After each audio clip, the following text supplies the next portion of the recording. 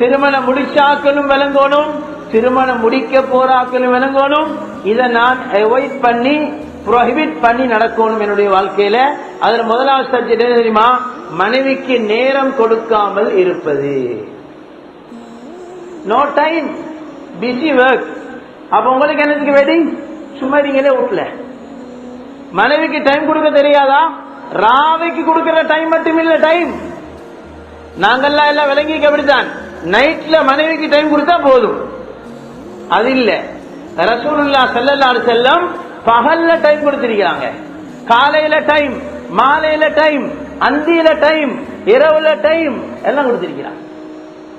ஹிஸ்டரியில வரலாறு படிச்சு பார்த்தா தெரியும். அதனால முதலாவது வாழ்க்கை இன்பமாக, சந்தோஷமாக, மகிழ்ச்சியாக இருக்கணும் என்றா நானும் நீங்களும் நம்முடைய மனைவிமார்களுக்கு